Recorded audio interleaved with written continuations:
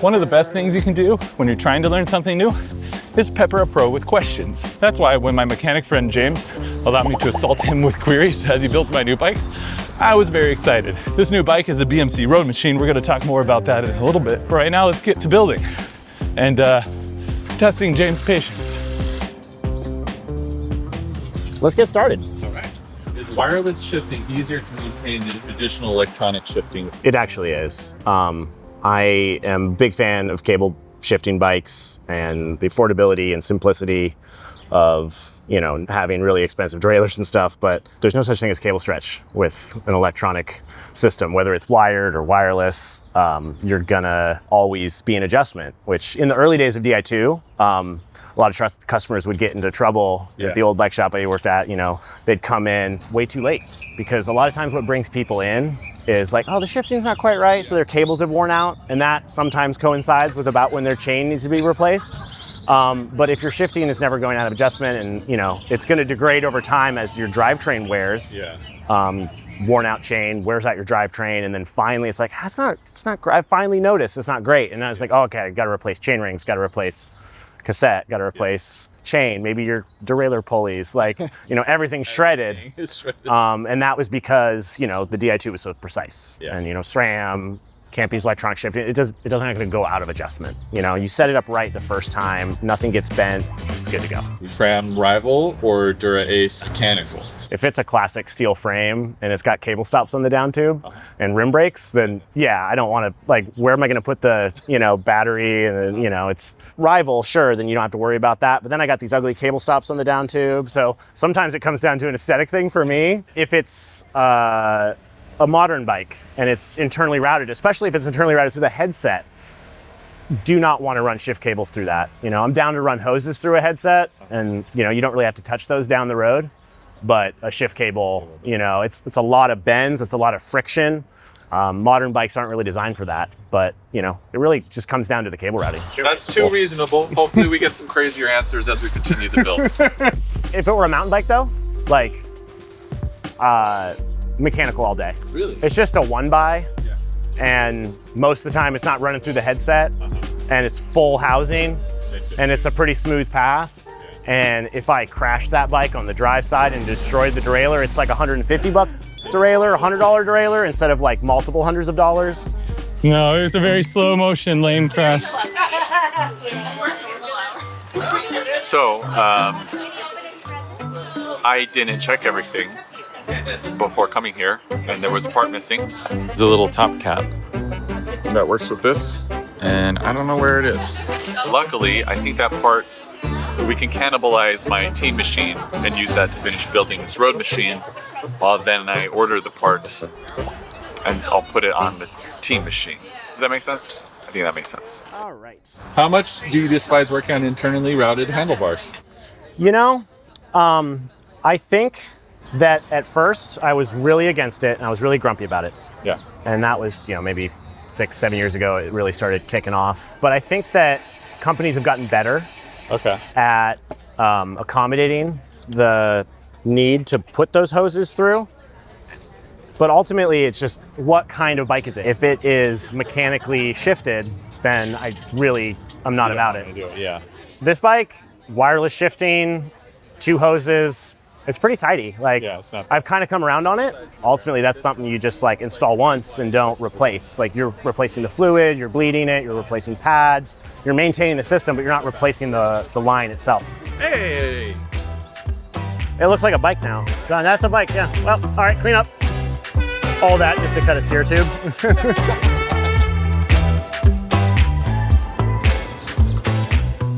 How do I cut/attach/bleed new brake hose? With most stuff, you're gonna have to cut the fitting off, but this bar looks like there might be a big enough opening here that I could get a barb and olive or connect-em-a-jig. I forget what SRAM calls them. It sort of looks like this might be big enough to get that through, and it seemed like it was big enough. So that's a really nice feature, and I would like to see that from a lot more manufacturers.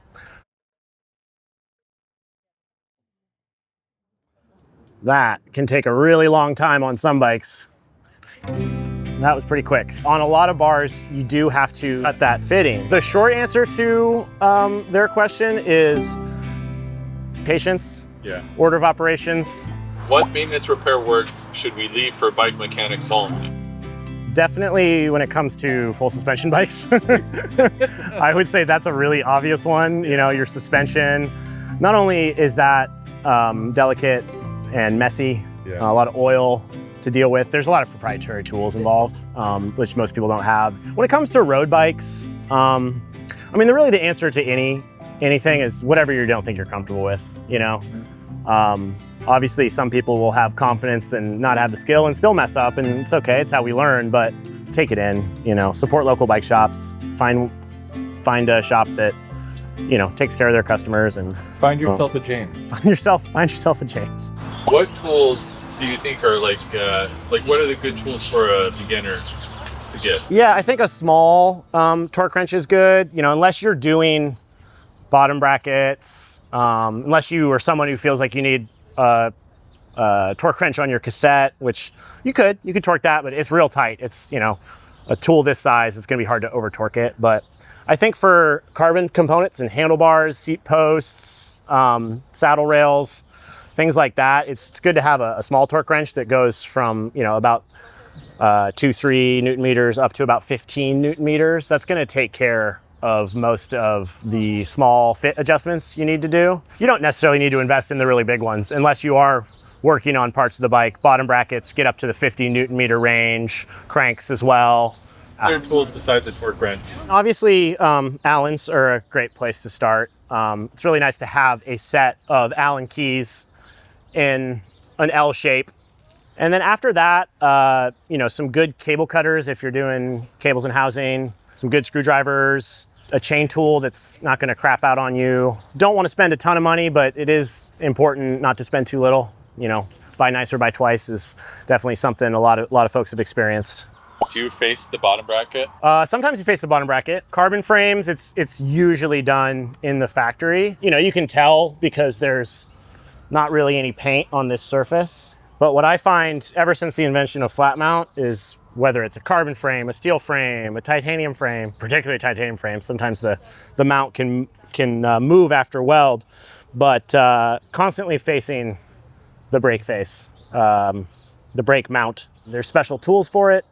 You can do it by hand with a small file, slowly. Flat mount is just a much shorter distance. It's the slightest little bit equals a bigger change in where the caliper sits. Do the seal test. If you could just pop it in with your hands. So that's good. That means it's gonna be a nice tight fit in there. 1x or 2x? Depends on the bike, obviously. I want 2x for road. I could totally make a 1x with a wide setup work, it'd be fine. Pace line, flat, into a headwind. I want lots of little jumps. There's definitely a lot of times on my gravel bike, which is a 1x, which is totally adequate setup, super simple, gives you more tire clearance up here. Like the 1x has a lot of benefits, but small steps in ratio is not one of them. 2x on the road. Oh, we need a front derailleur hanger. So, why are we in a new place? Well, You can be honest. we didn't have everything the first time. We probably should have checked our stuff a little bit better sooner, but we looked at all the components, they were all there. We were just missing this little front derailleur mount. What I get for not checking everything before bringing it to the mechanic. Well, we are gonna make sure that Mitch put this front derailleur on right. What's your favorite thing to work on a bike? Wheels. I really am passionate about building wheels that will last the bike's life, if not longer. It's a combination of choosing the right components for the job, good rim, good spokes, good hubs, and making that combination work for that rider, the type of bike they're on, their riding style, and all those things together, you know, choosing great individual parts can really result in something that is greater than a sum of its parts, and really elevate a bike. It's amazing how a good set of wheels can take a mediocre bike or an average bike and make it really great. And vice versa. Like if we put some poor wheels on this amazing BMC, it would really detract from its overall ability. What's your least favorite thing to do on a bike? My least favorite thing to do on a bike is facing brake mounts. You're in the middle of that right now. I'm in the middle of that on a bike at home, and it's a titanium frame, so it's a really hard material. Yeah, that's my least favorite thing. James is going to test his work. Perhaps the most important part of building any bike is the test ride after, because you just do not know if you nailed it unless you ride it. I don't care how good a mechanic you are, every repair, every build, every time you touch a bike for a customer, you should test ride it. And Mitch has long legs, but I can reach, just barely. Got a bumpy road here. Might have to take it out to the parking lot. It's a little smoother. And that was the last I ever saw the bike. Yeah, and I'm glad I did. I already discovered that a slight shifting tweak was maybe needed. Little bit sluggish going down the cassette versus up. Didn't necessarily notice that in the stand. Rideable either way, not a safety concern, but I was able to fine tune it just by giving it 30 seconds of riding. Yeah, I was like dancing a little bit back and forth on the trim adjusts. It's good. Sweet. Bike is tuned. All right, I'm here with my little assistant, Remy. We're gonna break down this BMC Roadmachine. And while we do it, we're gonna play a game called Sponsorship Disclosure. Here's how it works. I'm gonna go through every part on this build, and you're gonna guess which parts I paid for and which parts were provided by sponsors. At the end of the game, I will review which 3 parts on this bike I paid for with my own money. Obviously with a sponsorship, all the other parts I will pay for with my time and the videos, but I'm very lucky to be sponsored, and I'm very lucky to have such high quality premium sponsors. I'm lucky, I'm lucky, and it's because of all of you.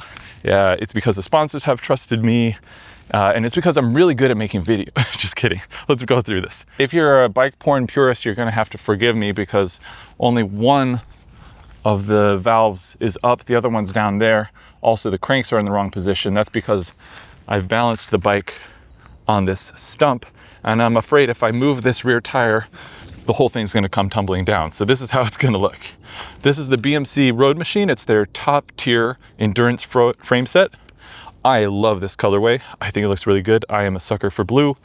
I really like the bronze branding on here, on the down tube, and then some very minimal here on the head tube. I think I want to get some dark tan wall tires because I think that would look really, really nice. These tires are the Goodyear Eagle F1 Z29 Aero.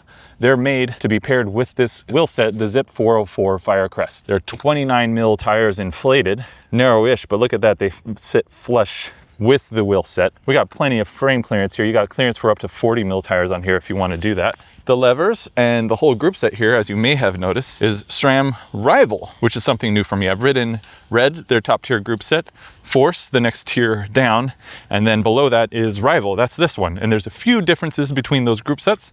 I asked James to break down his first impressions and talk about the differences in the group sets. That's in a video on my second channel. I will link to that below if you want to go check it out. But I'll give you a quick overview of the SRAM Rival group set right now. So it's got their new lever shape. I love the shape of these levers. The same crisp shifting that you get in Red and Force. I believe it's the same motors between the two. What you really kind of lose is weight savings. So there's a bit of a weight penalty here. Now, where things really become a bit different are in the crank arms and the chain rings. So you have an aluminum crank arm, and then the chain rings are a bit heavier, but as you can see, they've cut out a lot of material there to make it as light as possible. Chain rings on here are 48-35 up front, and we've got an 11 to 33 on the back. I'm squatting here trying to get B-roll, and there's gnats flying around, and Remy keeps trying to eat the gnats. Did you get anybody? I have the Time X Pro pedals. These are number 10, the second level down. The number 12 are their top tier. I think they're just like a little bit heavier, but they're still super, super light. The Roadmachine, this is something that's kind of cool, comes with this integrated tail light. I could take it off, but again, I'm afraid the whole bike will kind of tip over if I do that. But it slides in and out here really, really nice.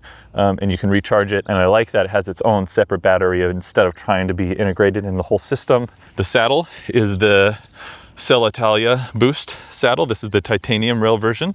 I have the carbon rail version on my Team Machine. That's the lightweight climbing bike. The handlebars here are 40 mil handlebars. They flare out, I believe, to 42. These are just their climbing handlebars. They're not the aero handlebars that I have on the other bike. And then we've got the Hammerhead Karoo. And supporting it is, oh, I don't want to take that out, actually. I got a K-Edge mount on there. Oh, and I almost forgot. The tape on these handlebars is Silca. All right, so now you've seen all of the parts on this build. What are your guesses? What did I pay for? What was I given? Remy, you got any final guesses? So the 3 things I paid for. Number 1, this Cell Italia saddle. I paid full price for that.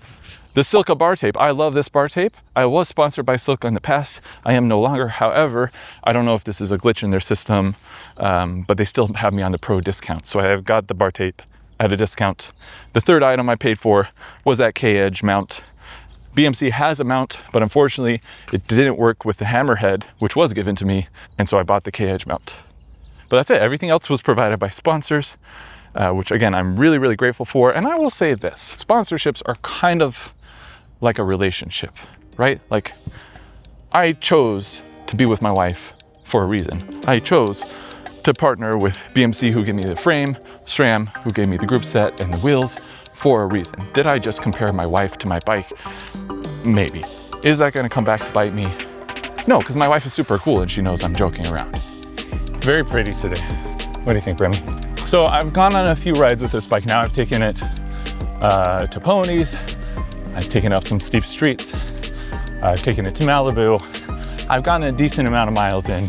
And so I guess I'll share my first impressions.